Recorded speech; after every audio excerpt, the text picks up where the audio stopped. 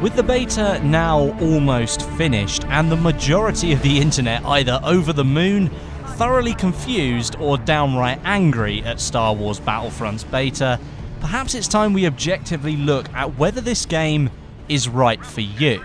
The game is targeting a wide reach of gamers, and as we know, trying to keep everyone happy is rarely an easy task. Let's break it down and see what we can work out. So firstly, let's tackle the content argument. Many felt the beta was a little on the light side with only 8 star cards to unlock, 4 weapons, 2 multiplayer maps, and 1 single player mission. And based on this experience, many seem to have jumped to the conclusion that there won't be much content in the final release. Well, as we know, this beta was a technical test, put in place to give DICE plenty of data regarding server stability, balance, and bugs. And I think we can all agree the game ran beautifully. It did, at least for me on PC. Servers were always online, and plenty of bugs were highlighted. The beta did its job, therefore. But then, from that point, you can't then simply jump to the conclusion that there will be a lack of content in the final game. There'll be several more game modes for multiplayer, different map locations, a whole other planet that we haven't seen yet, Endor, more weapons, unlocks, character customization, and on top of that, if you buy the game, you get the first DLC, Battle of Jakku, for free. By my count, that's still plenty of content to come. And so to say the beta didn't offer much variety in content, well, that is correct. It was fairly limited, but that currently only applies to the beta. No one has played or seen the final product yet. Let's move on and talk about game focus and style. It offers players a chance to live out their Star Wars fantasies by taking part in some of the great battles of the series. It's as authentic as it possibly can be, even down to the power given to the Imperial Army during the Battle of Hoth.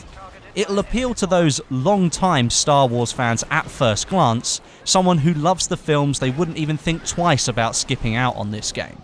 For the more senior shooter players out there, well, that's a matter of personal opinion. The game is decidedly easier to play than a standard first-person shooter, with the blasters not coming in with much recoil or spread, meaning a skilled player will find it pretty easy to top the leaderboard. You have the choice to play in first and third person though, meaning you can create your own style of play that you're comfortable with. So yes, the game's skill curve is not very high, but then it's not designed to be a game that takes a long time to get into. It serves as an access point into instant Star Wars action, and allows anyone and their nan to have a go at taking out the rebel scum. If the game had a skill curve that was too hard to climb, then potential buyers would likely be put off, and they couldn't just jump in and have a blast with their friends. I don't really think that that's a decision that really needed to be made. If you've got a global franchise like Star Wars, you want to give all of the fans an opportunity to play with that new product. So you're going to try and get the biggest scope possible by making the game sort of fit everybody's style. And in certain senses, it's worked very well. Of course, you're going to annoy people at the top of the tree, those really skillful players who wanted something a lot more skillful to be playing this Christmas, but then overall, the reach of this product is so far and encompasses so many people that whoever plays this game is likely going to enjoy it at some point. And finally, let's talk about longevity. This is another point of concern that kind of links into the lack of content issue.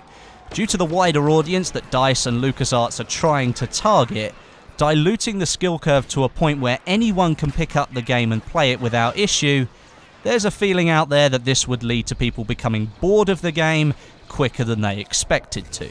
And this is a genuine concern, of course. We've seen games in the past follow this trend, where they've had a lot of success on release, but then die away very quickly due to lack of variety and content.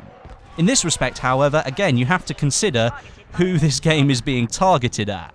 Star Wars fans. These are fans who sat through the introduction of Jar Jar Binks and made it out on the other side, still loving the franchise. This game will be held onto by those dedicated fans, and with the DLC coming out for the new film, this game is likely to survive well into 2016 and possibly beyond. And so with all things considered, will you be buying Star Wars Battlefront? All opinions and expressions welcome down in the comments today, and there is a link in the description that will take you to a straw poll where I'd simply like you to vote yes or no. There is no other choice. There's no maybe. Just make the choice. Would you consider buying this product or not? Because I'd really like to figure out if it's really interesting for you.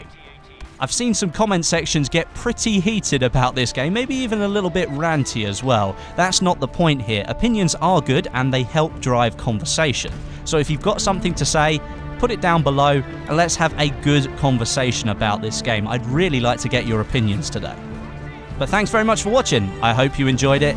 Leave me a thumbs up down below if you did. But until next time, my name is Westy, and I'll catch you guys in the next video.